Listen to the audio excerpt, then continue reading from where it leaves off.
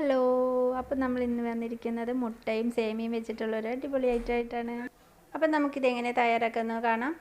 അതിനു മുന്നേ നമ്മുടെ ചാനൽ ഇതുവരേക്കും സബ്സ്ക്രൈബ് ചെയ്യാത്തവരാണെങ്കിൽ താഴെ കാണുന്ന റെഡ് സബ്സ്ക്രൈബ് ബട്ടൺ ഒന്ന് ക്ലിക്ക് ചെയ്യണേ. കൂടാതെ തൊട്ടടുത്തുള്ള ബെല്ലൈക്കണും കൂടി. അപ്പോൾ നമുക്കിനി വീഡിയോ കാണാം.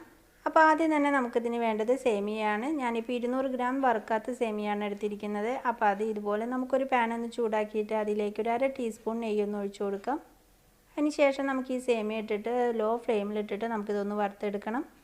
അപ്പോൾ ഇതേപോലെ നമുക്കൊരു 5 മിനിറ്റ് ഒന്ന് ഇത് റോസ്റ്റ് ചെയ്തിട്ട് എടുക്കണം. ഫ്ലെയിം കൂട്ടി വെക്കരുത്. സേമിയ കൂടി ആകുമ്പോൾ പെട്ടെന്ന് തന്നെ അത് കരിഞ്ഞു തുടങ്ങും. അപ്പോൾ സേമിയ ഇതാ ഈ ഒരു പാകത്തിൽ നമ്മൾ വറുത്തെടുത്തിട്ടുണ്ട്. അപ്പോൾ ഇത്രയും മതിയാവും. ഇനി നമുക്കിത് ചൂടാറാനായിട്ട് വേറൊരു പാത്രത്തിലേക്ക് മാറ്റി വയ്ക്കാം.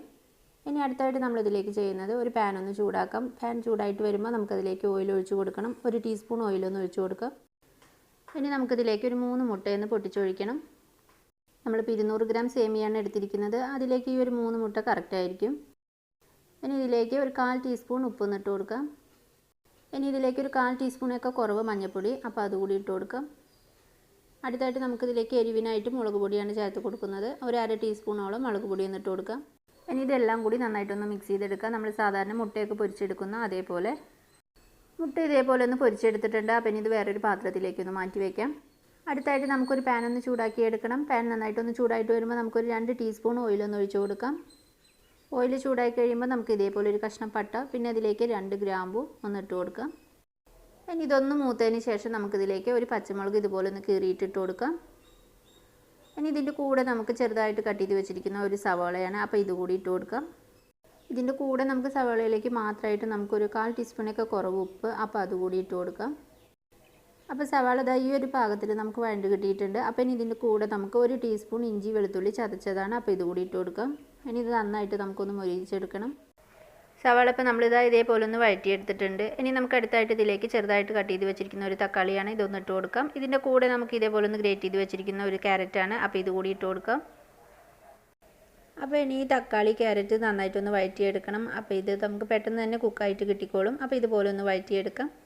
അപ്പോൾ ഇതാ നമുക്ക് ഈ ഒരു പാകമായിട്ടുണ്ട്. അപ്പോൾ ഇത്രയും മതിയാവും. ഇനി ഇതിലേക്ക് നമുക്ക് വെള്ളം ഒഴിച്ച് കൊടുക്കണം.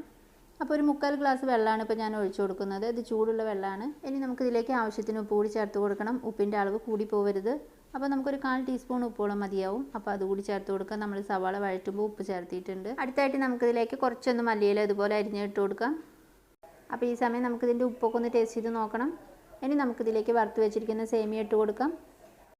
ഇനി നമുക്ക് ഫ്ലെയിം കുറച്ച് വെക്കണം. ഇനി ഇത് നന്നായിട്ടൊന്ന് മിക്സ് ചെയ്തിട്ട് കൊടുക്കാം. നമ്മളിപ്പോൾ സേമിയയും അതുപോലെ ഇതൊന്ന് മിക്സ് ചെയ്ത് വരുമ്പോൾ നമുക്ക് വെള്ളം അധികം ഇല്ലാത്ത പോലെ തോന്നും.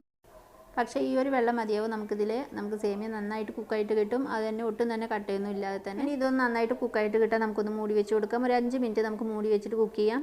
അതിനിടയിൽ നമുക്ക് തുറന്നിട്ട് ഇളക്കി കൊടുക്കണം. അപ്പോൾ ഇതാ അങ്ങനെ നമ്മൾ ഒരു 5 മിനിറ്റിന് ശേഷം നമ്മുടെ സേമിയൊക്കെ ഇപ്പോൾ നന്നായിട്ട് കുക്കായിട്ടുണ്ട്. അപ്പോൾ ഇതാ ഇതേപോലെയാണ് ഇരിക്കുന്നത്. അപ്പോൾ ഇനി അടുത്തായിട്ട് നമുക്കിതിലേക്ക് ചേർത്ത് കൊടുക്കേണ്ടത് നമ്മൾ പൊരിച്ച് വെച്ചിരിക്കുന്ന മുട്ടയാണ്. അപ്പോൾ ഇത് ഈ സമയം ഇട്ട് കൊടുക്കാം.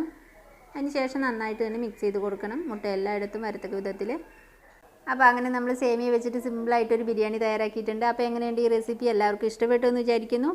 ഇഷ്ടപ്പെട്ടാൽ എല്ലാവരും വീഡിയോ ഒന്ന് ഷെയർ ചെയ്ത് കൊടുക്കണം. അതുപോലെ എല്ലാവരും ഈ റെസിപ്പി മസ്റ്റായിട്ട് ട്രൈ ചെയ്ത് നോക്കണം. അതിന് ശേഷം നിങ്ങളുടെ ഫീഡ്ബാക്കൊക്കെ എനിക്ക് കമൻറ്റ് ചെയ്യണം. കൂടാതെ ആദ്യമായിട്ട് എൻ്റെ വീഡിയോ കാണുന്നവരാണെങ്കിൽ മറക്കാതെ ചാനൽ സബ്സ്ക്രൈബ് ചെയ്യണം. കൂടാതെ തൊട്ടടുത്തുള്ള ബെല്ലൈക്കണും കൂടി ഒന്ന് പ്രസ് ചെയ്യണേ. അപ്പോൾ ഓക്കെ ഫ്രണ്ട്സ്, നെക്സ്റ്റ് വീഡിയോ ആയിട്ട് കാണുന്നവരേക്കും എല്ലാവർക്കും നന്ദി.